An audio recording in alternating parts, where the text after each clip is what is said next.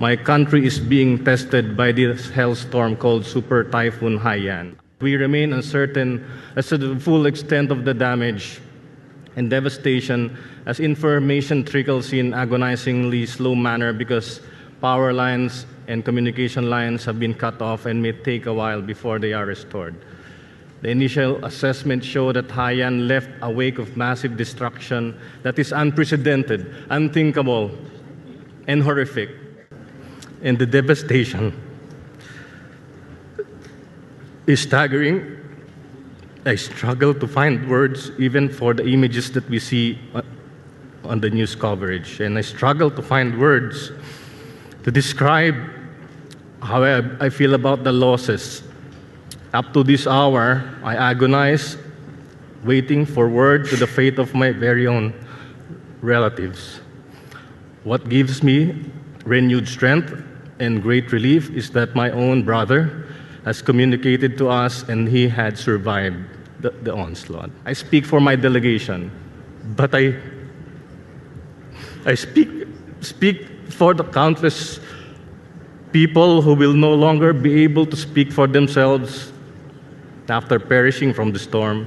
I speak also for those who have been orphaned by the storm. I speak for those who have the people now raising its time to save survivors and alleviate the suffering of the people affected. We can take drastic action now to ensure that we prevent a future where super typhoons become a way of life. Can we ever attain the ultimate objective of the convention, which is to prevent dangerous anthropogenic interference with the climate system? By failing to meet the objective of the convention, we may have ratified our own doom. We have to confront the issue of loss and damage. Loss and damage is a reality today across the world.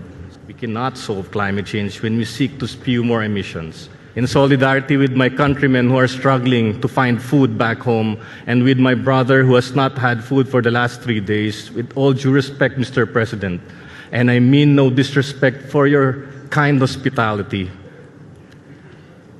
I will now commence a voluntary fasting for the climate. This means I will voluntarily refrain from eating food during this COP until a meaningful outcome is in sight, until concrete pledges have been made to ensure mobilization of resources for the Green Climate Fund.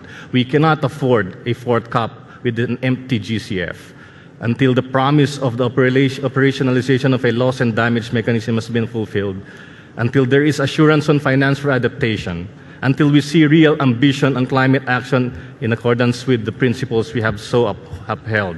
Mr. President, this process has been called a farce. It has been called an annual carbon-intensive gathering of useless frequent flyers. It has also been called saving tomorrow today. We can fix this. We can stop this madness.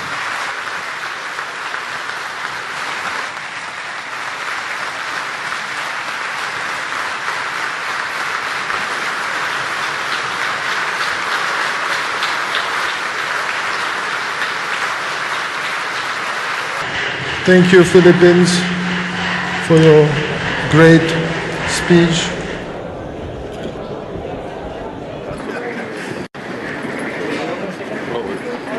It's always hard to attribute a single weather event to climate change, but we know that science also clear that climate change will mean more intense typhoons potentially, and even if we cannot attribute Haiyan to climate change directly, my country refuses to accept a future where super typhoons will become a regular fixture.